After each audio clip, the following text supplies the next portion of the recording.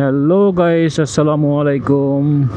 একটা সুন্দর শীতের সকালে আপনাদেরকে স্বাগতম। আজকে জানুয়ারি মাসের আজকে 3 তারিখ। বেশ সুন্দর শীত পড়েছে, আকাশে কোনো রোদ নেই। জানুয়ারি মাসটা বাংলাদেশের সবচেয়ে শীতের সময়, খুব সুন্দর একটা মাস। শীত কিন্তু বাংলাদেশে মাত্র একটা মাসই থাকে মেইনলি, সেটা হচ্ছে জানুয়ারি মাসে। তো আজকে যাচ্ছি হসপিটালে। এখন শুক্রবার, অনেকে হয়তো ভাবতে পারে শুক্রবারে আবার কিসের অফিস, কিন্তু আমাদের আসলে শুক্রবার শনিবার নেই, সব দিনই ডিউটি করতে হয়।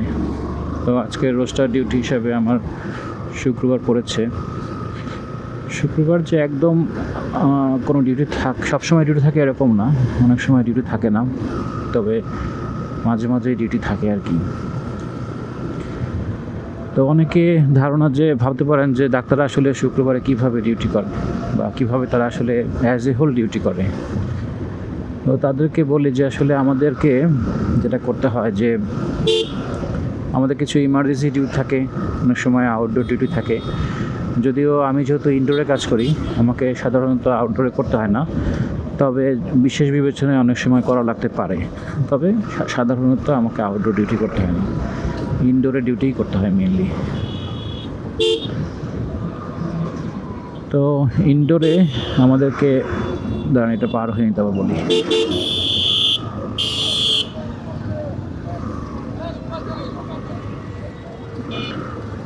তো ইনডোরে যেহেতু আমার পদ হচ্ছে রেজিস্ট্রার পদ, আমাকে চিকিৎসার পাশাপাশি এমবিবিএসের একাডেমিক দিকগুলো দেখতে হয়। সকালে আমাদের একটা ওয়ার্ড আসলে চলে কীভাবে, তো প্রত্যেকটা মেডিসিন ওয়ার্ড বলেন বা সার্জারি ওয়ার্ড বলেন বা গাইনি যেটাই বলেন না কেন, বা যে কোনো স্পেশালিটি ব্রাঞ্চে, এখানে আমাদের ইনডোরে অ্যাডমিশন ডে থাকে। সেটা হতে পারে সপ্তাহে 1 দিন বা সপ্তাহে 2 দিন, অনেক সময় 3 দিনও হতে পারে। তবে যেদিন অ্যাডমিশন থাকে সেদিন অ্যাডমিশনের সেই ইউনিটে পেশেন্টগুলো ভর্তি হয়। আগে থেকেই ভাগ করে থাকে যে সপ্তাহে কোন ওয়ার্ডে কোন ইউনিটে কবে অ্যাডমিশন হবে। তো যেদিন অ্যাডমিশন হয় সেদিন রোগী ভর্তি হয়।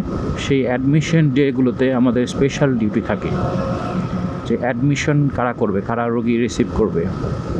হ্যাঁ, যে রোগী রিসিভ করবে, যে ডক্টর, তার দায়িত্ব হলো সে রোগীকে সে হিস্ট্রি নেবে, সেই রোগীর সে এক্সামিনেশন করবে এবং প্রাথমিক ইনভেস্টিগেশন তাকে দিবে এবং প্রাথমিক চিকিৎসাও তাকে দিবে। তাহলে তার দায়িত্ব হলো এই কয়টা, এইগুলো দিয়ে সে রোগীকে সে ভর্তি দিবে। এরপরে সে যখন নার্সের কাছে যাবে, যখন সে নার্স ডক্টর তাকে যে চিকিৎসা দিয়েছে সেই চিকিৎসা সে ইমপ্লিমেন্টেশন করবে। যদি কোনো প্রসিডিওর করতে হয়, যেমন ধরেন এনডি টিউব দেওয়া, ক্যাথেটারাইজেশন করা, এগুলো ডক্টররা করে দিবে। অনেক সময় ডক্টরের হেল্পিং হ্যান্ড থাকে, তারাও করে দিতে পারে। তো তখন রোগীর চিকিৎসা শুরু হলো মনে করেন। তো এরপরে শুরু হওয়ার পরে ইন দ্য মিন টাইম আরও রোগী ভর্তি হবে। তো এমত অবস্থায় ওয়ার্ডে রাউন্ড হয়। এইখানে রাউন্ডে বেসিকলি অন্য ডক্টররা থাকবে বা যে ডক্টর রিসিভ করেছেন তিনি থাকতে পারেন যদি তার হাতে কাজ কম থাকেন। রাউন্ডে সাধারণত প্রফেসররা রাউন্ড দেয়। দেখবেন, খেয়াল করে দেখবেন, হাসপাতালে যখন আপনার কোনো রোগী ভর্তি হয় দেখবেন যে একদল লোক এসে রোগী দেখে, ওটা আসলে বলা হয় ওয়ার্ড রাউন্ড। ওয়ার্ড রাউন্ড আসলে আপনার এখানে প্রফেসর থাকে, registrar, assistant registrar, medical officer, intern, trainee doctor, তারা থাকেন মূলত। তো এখানে রাউন্ডে ওই সময় যে ভর্তি রোগীটা থাকে তার ডিসিশন হয় যে তাকে নেক্সট পদক্ষেপ কী কী করা যেতে পারে, কী কী ইনভেস্টিগেশন করা যেতে পারে, নেক্সট স্টেপ কী হতে পারে, এই বিষয়গুলো তখন সেখানে আলোচনা হয়। তো আলোচনার মাধ্যমে সেটাকে আবার ইমপ্লিমেন্টেশন করা হয়। এই তো তারপরে নেক্সট দিন আবার রাউন্ড হয়। এভাবে রাউন্ড হয়, যখন রোগীর ছুটি দেওয়ার মতো অবস্থা হয় তখন রোগীকে ছুটি দেওয়া হয়। এখন তাহলে প্রশ্ন আসলে একাডেমিক দিকগুলো কীভাবে চলে। এখানে একাডেমিক দিক দুই ধরনের এখানে আছে। একটা হচ্ছে আন্ডার গ্র্যাজুয়েট আর একটা হচ্ছে পোস্ট গ্র্যাজুয়েট। আন্ডার গ্র্যাজুয়েট যারা থাকে, তার মানে যারা MBBS পরীক্ষার্থী, তাদের সমস্ত একাডেমিক সব কিছু পরিচালনা করার দায়িত্ব থাকে একজন রেজিস্ট্রারের। তাহলে রেজিস্ট্রার সে তার দায়িত্ব থাকে সকল ক্লাসগুলো আয়োজন করা, কোন দিন কোন স্যার ক্লাস নিবে, কোন প্রফেসর ক্লাস নিবে, কিংবা কোন মিড লেভেল ক্লাস নিবে, সেগুলো সে তদারকি করে এবং সেগুলো পরিচালনা করে সে। তার মানে মেডিকেল স্টুডেন্টরা যত ধরনের তার একাডেমিক কার্যক্রম থাকবে, তার জন্য তাদের সেই ইউনিটের রেজিস্ট্রারের সাথে তারা সবসময় সার্বক্ষণিক যোগাযোগ রাখবে এবং তিনি সব কিছু তদারকি করবেন। আর পোস্ট গ্র্যাজুয়েট লেভেলে এখানে যে MBBS তদারকি করতেন, তিনি কিন্তু নিজেও একজন পোস্ট গ্র্যাজুয়েশন স্টুডেন্ট আর কি হতে পারে আর কি, যদি তার ডিগ্রি কমপ্লিট না হয়ে থাকে। তো এরপরে সে হলো এইখানে তদারকি করার মতো থাকবেন একজন অ্যাসিস্ট্যান্ট প্রফেসর। তাহলে অ্যাসিস্ট্যান্ট প্রফেসর সে মূলত পোস্ট গ্র্যাজুয়েশন যারা করেন তাদের তদারকি করে থাকেন এবং তিনি সব কিছু নিয়ন্ত্রণ করে থাকেন, কোন দিন কোন প্রফেসর ক্লাস নেবেন। তার মানে একজন প্রফেসরকে আন্ডার গ্র্যাজুয়েটও ক্লাস নিতে হয় এবং পোস্ট গ্র্যাজুয়েশনের জন্যও ক্লাস নিতে হয়। এভাবে আসলে একাডেমিক দিকগুলো চলে এবং একই সাথে আপনার পেশেন্ট দেখাও চলে আর কি, মানে পেশেন্টের ট্রিটমেন্টও চলে। পেশেন্টের উপরেই সব কিছু পরীক্ষা নিরীক্ষা বলেন, তারপরে পড়াশোনা বলেন, সব কিছু পেশেন্ট কেন্দ্রিক। এতে একদিক দিয়ে পেশেন্টরা উপকৃত হয়, আর একদিক দিয়ে শিক্ষা কার্যক্রমও চলতে থাকে। হ্যালো গাইস, আবার রাউন্ড শেষ হলো, আবার চলা শুরু করলাম বাসার দিকে।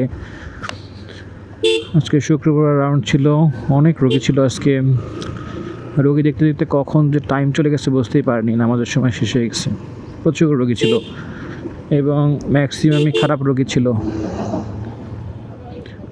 গরমের সময় দেখা যায় কি অনেক রোগী ভর্তি হয় কোনো কারণ ছাড়াই, তেমন কোনো সমস্যা না, অস্থির লাগে ভর্তি হয়ে যায়। কিন্তু শীতের সময় আসলে ম্যাক্সিমাম রোগী আসলে খারাপ রোগী। আর বাংলাদেশে এত বেশি ডায়াবেটিস আর স্ট্রোক বেড়ে গেছে বলার মতো না। তো যাই হোক, যেটা বলছিলাম আর কি, যে কিভাবে একটা ওয়ার্ড চলে। ওয়ার্ডে দেখেন শুক্রবার দিন এরকম আমাদের রোস্টার ডিউটি থাকে ফ্রাইডে, কারণ ফ্রাইডে তো ছুটির দিন, সবাই চায় একটু ছুটি কাটাতে। তো সবাই যদি আসতে হয় তাহলে তো মুশকিল, এই জন্য রোস্টার করা থাকে ডিউটিগুলো আর কি, পার হয়ে যাই।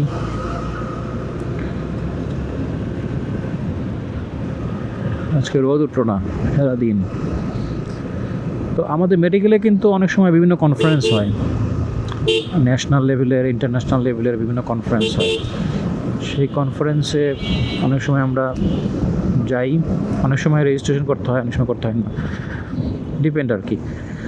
যাই হোক, তো মেডিকেল লাইফটা কিন্তু একদিক থেকে ভালো, আবার আর এক দিক থেকে দেখা যায় যে অনেক টেনশনের থাকে আর কি, কঠিন আর কি। পড়াশোনা বেশ চাপ অনেক, সেটা আন্ডার গ্র্যাজুয়েটই হোক আর পোস্ট গ্র্যাজুয়েশনই হোক, পড়াশোনার অনেক চাপ।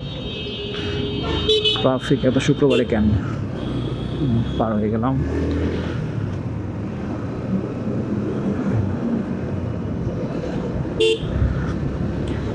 তো এই আর কি। আর আজকের দিনটা বেশ ঠান্ডার দিন আর কি, টেম্পারেচার মনে হয় আজকে প্রায় 15-16 মতো হবে আর কি।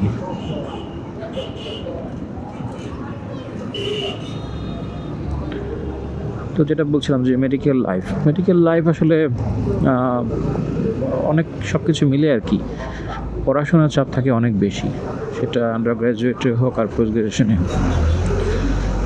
প্রচুর পড়াশোনা করতে হয় আর কি, এবং এত পরীক্ষা থাকে বলার মতো না, খালি পরীক্ষা আর পরীক্ষা, একদিন পর মানে প্রত্যেক দিনই পরীক্ষা থাকে, এরকম একটা অবস্থা আর কি। পোস্ট গ্র্যাজুয়েশনে এসে পরীক্ষার সংখ্যা কমে যায়, কিন্তু পড়াশোনা থাকে অনেক। এই বয়সে আসলে মানে পড়াশোনা করা, সংসার করা, সব কিছু, আবার মানে জব করা, সব কিছু বেশ কষ্টকর আর কি। ব্রেন তো ভোতা হয়ে যায় আর কি, তাই না? কারণ আপনার একটা ব্রেন কতদিন আর ভালো থাকবে, মুখস্থ করার ক্ষমতা তো কমে যায় মানুষের, তাই না? আস্তে আস্তে আপনার 20-22 বছরে যে মুখস্থ করার ক্ষমতা থাকবে সেটা কি আর এই 35 বছর থাকবে নাকি? থাকে না আসলে।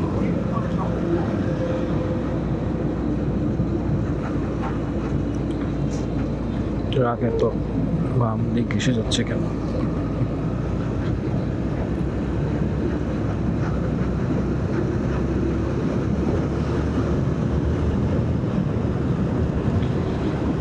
আজকে নীল আকাশ নাই।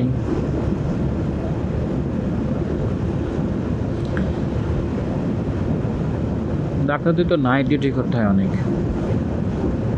নাইট ডিউটি করাটা খুব প্যারাময় জিনিস, কারণ রাত্রে জেগে থাকতে হয়।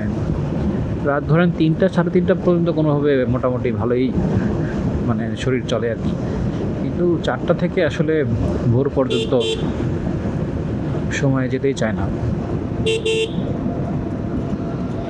এবার ডান দিকে যাবে, তাও ভালো যে সিগন্যাল দিচ্ছে। চলে আসলাম চৌমাথা।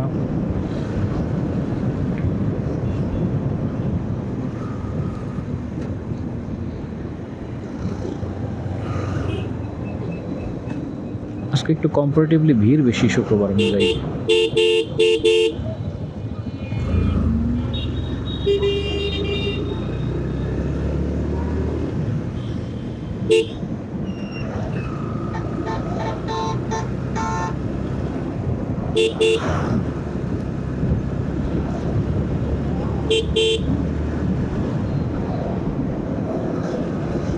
বড় ভাই, বড় ভাই, মুরব্বি, মুরব্বি।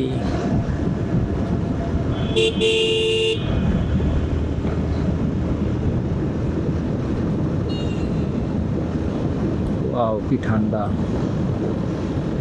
ঠান্ডার মধ্যে বাইক চালানোর আলাদা একটা মজা আছে।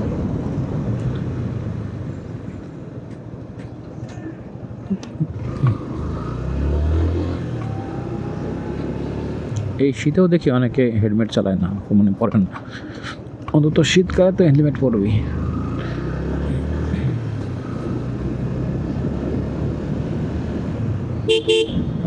ফট করে হাঁটা দিয়ে নেন না। আমি রাস্তায় মহিলাদের অনেক ভয় পাই, কারণ এরা যে কখন কোন দিকে যায় বলা খুব মুশকিল।